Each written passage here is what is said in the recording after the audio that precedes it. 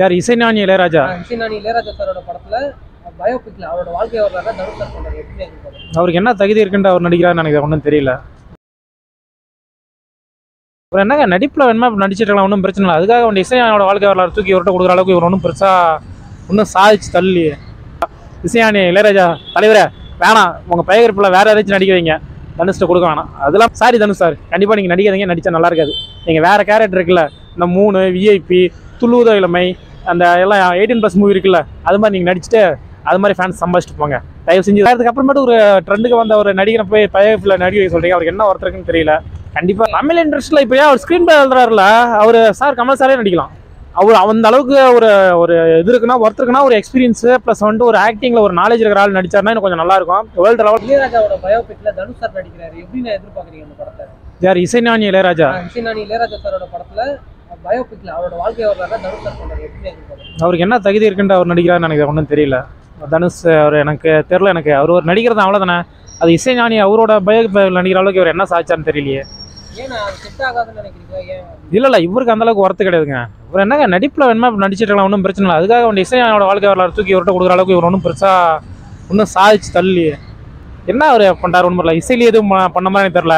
பாடலாசிரியர்னு அவரே அவர் போட்டுட்டு என்ன பெருசாக பாட்டு எடுத்து விடுறாரு. வயதிஸ் போலவேடி வெட்ரா அவளா கொட்டலா இதை வெட்ரா அவளை என்னது கொல்றா அவளை அட்ரா அவளை என்ன இதெல்லாம் பாட்டுன்னு எனக்கு தெரியல. இளையராஜா இசைஞானி லிரிக்ஸில் அது மாதிரி லிரிக்ஸில் அதிகமாக இருக்காது. அவர் இசைஞானி. இது வந்துட்டு ஒரு தத்து குழந்தை மாதிரி. தத்து குழந்தைகிட்ட போயிட்டு நீங்கள் அதை குடிக்க சொல்கிறீங்க, கண்டிப்பாக நல்லா இல்லை. அவர் பேருக்கு இது ஒரு களங்கம் விளைவிக்கிற மாதிரி தான் இருக்கும். கண்டிப்பாக இசைஞானி இளையராஜா தலைவரை வேணாம், உங்கள் பயகரிப்பில் வேறு ஏதாச்சும் நடிக்க வைங்க, தனுஷ்ட கொடுக்க வேணாம். அது இல்லாமல் வந்துட்டு ஒரு இதை பற்றி எப்படி சொல்கிறது, இண்டஸ்ட்ரியில் ரொம்ப கெட்ட பேர் வாங்கின ஒரு லேடிஸ் மேட்டரில் நிறைய மேட்டரில் வேணாம். இவர்கிட்ட போய் கொடுத்துட்டு அந்த புனிதமான தெய்வத்தோட இதை அசிங்கப்படுத்தாதீங்க. ஏன்னா அவரோட ஒரு பயங்கரமான ஃபேன் பாய். எப்போ பார்த்தாலும் இளையராஜா சார் அவரோட சாங்கோட தான் அவர் தூங்குறன்ற மாதிரிலாம் சொல்லுவார். அவ்வளோ பெரிய ஃபேன் பாய், ஏன் அது தவறாக போயிருமா? இல்லை ஃபேன் பாய்னு வேர்ல்டு ஃபுல்லாக இருக்காங்களே இசைஞானிக்கு. ஃபேன் பாய் அதுக்கோசரம் ஃபேன் பாய் இருக்காங்க, வேர்ல்டு ஃபுல்லாக இருக்காங்கன்னா எல்லாருமே நடிக்க விட்டுலாமா? அவங்கள ஒரு தராதரம் வேணாம், ஒரு இது வேணாம், ஒர்த்து வேணாம். சும்மா வந்துட்டு இதெல்லாம் வந்துட்டு என்ன சின்ன பிள்ளைத்தனமாக இருக்குங்க. சும்மா நம்ம கையில் இண்டஸ்ட்ரியில் 4 பேர் தெரிஞ்சிருக்கு, நம்மக்கிட்ட பவர் இருக்கு அப்படிங்கிறதுக்கோசரம் வந்து யார் பயக்கப்படலாம் யாரும் நடிக்கலாமா? என்ன அது சின்ன பிள்ளை கூட ஒரு 7வது 8வது படிக்கிற பையன் கூட சிரிச்சு பண்ணுவான். எனக்கு எதாவது சொல்ல தவிர்த்து வேணாம். அவர் நல்ல ஒரு சூப்பரான ஞானி. அவரையாச்சும் நிம்மதியாக கொடுங்க. வேற ஏதாச்சும் நல்ல ஒரு நடிகரா அவரை கூட நடிக்க வைங்க. வேணாம் தனுஷ் சார் வேணாம். கமல் சார் வந்து இந்த படத்துக்கு ஸ்க்ரீன் ப்ளே பண்றாரு, அதை பத்தி என்ன நினைக்கிறீங்க? இல்லை அவர் பண்ணலாம், அவருக்கு வந்துட்டு ஒர்த்து இருக்கு, நான் கண்டிப்பாக சொல்கிறேன். ஏன்னா பிகாஸ் அப்பையிலிருந்து வந்துட்டு அவர் கூட ட்ராவல் பண்ணியிருக்காரு. யார்? கமலஹாசன் வந்துட்டு அவர் ஒரு யூனிவர்சிட்டி. என்னதான் அரசியல் மேலே எனக்கு தனிப்பட்ட கோபங்கள் அவர் மேலே இருந்தாலும், அவர் சினிமாவை பொறுத்த வரைக்கும் ஒரு பல்கலைக்கழகம். அவருடைய எந்த படத்தை இருந்தாலும் நம்ம படித்து கற்றுக்கலாம். அவரோட ட்ராவல் அந்த வயசுலேருந்து அவர் வந்துட்டு ஒரு இளையராஜா சார் உள்ள வந்து 16 வயது நிலையிலேருந்து அப்படியே ட்ராவல் பண்ணிகிட்டே வராங்க, இது வரைக்கும் பண்ணுறாங்க.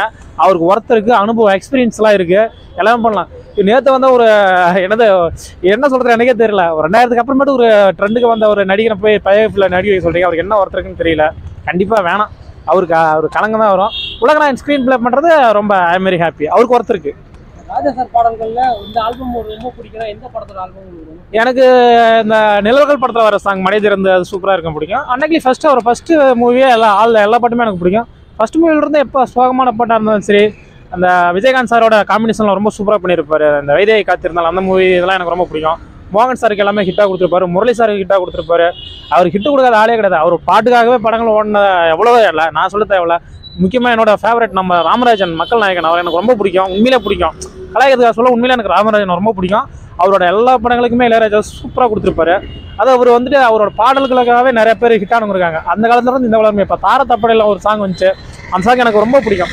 எல்லாருக்குமே பிடிக்கும். தாரத்தப்படையிலேருந்து இப்போ என் லாஸ்ட்டாக விடுதலை எடுத்துட்டா ஒரு மியூசிக். அவர் ஒரு ஞானி, ஒரு எப்படி சொல்கிறது, ஒரு என்லைட்மெண்ட் பர்சன் மியூசிக்கில். அந்த என்லைட்மெண்ட் பர்சனை போய் சும்மா ஒரு எப்படி சொல்கிறது, ஒரு ஆக்டிங்கில் ஒரு கை தேர்ந்தவர் தான். ஆனால் இவரோட வாழ்க்கையில் நடிக்கிற அளவுக்கு அவருக்கு ஒர்த்து கிடையாது. வேறு யாராச்சும் எக்ஸ்பீரியன்ஸான ஆளுங்களை போடலாம். வேற யாரும் போடலாம்னு நினைக்கிறீங்க? தமிழ் இண்டஸ்ட்ரியில் யாராவது போடலாம்? தமிழ் இண்டஸ்ட்ரியில் இப்போ அவர் ஸ்க்ரீன் பிளே எழுதுறாருல, அவர் சார் கமல் சாரே நடிக்கலாம். அவர் அந்த அளவுக்கு ஒரு ஒரு இது இருக்குன்னா ஒர்த் இருக்குன்னா, ஒரு எக்ஸ்பீரியன்ஸு ப்ளஸ் வந்துட்டு ஒரு ஆக்டிங்கில் ஒரு நாலேஜ் இருக்கிற ஆள் நடிச்சாருன்னா எனக்கு கொஞ்சம் நல்லாயிருக்கும். வேர்ல்டு லெவலில் பேசுவாங்க. ஒரு சும்மா ஹாலிவுட்டில் சும்மா சின்ன கேரக்டர் நடிச்சிட்டாரு, ஒரு 2 தேசிய அவார்டு வாங்கிட்டாரு, பாடலாசிரியர் எது பாட்டு எதுனாலும் கொஞ்சம் வந்துட்டு கண்ணாப்பனாலும் ஏதாவது தங்கிலீஷ் அதனால ஹிட்டாக வந்து நடிக்க விட்டோம்னு வச்சுங்களேன். ஐ டோன்ட் எப்படி சொல்கிறது, எனக்கு பிடிக்கல. அது யாருக்கு பிடிக்கும்? 150% பேர் பிடிக்கல தான் சொல்லுவாங்க, மனசுல வச்சுவாங்க. நான் ஓப்பனாக சொல்கிறேன், அவ்வளோதான். நடிக்காதீங்க, நடிக்கவே நடிக்காதீங்க. உங்களுக்கு நடிக்க வராது, இளையராஜா பேரை கிடைக்காதீங்க, அவர் மானத்தை வாங்காதீங்க ப்ளீஸ். தமிழ் சினிமாவே உங்களை காலில் கையெடுத்து கும்பிடுது, ப்ளீஸ் விட்டுருங்க.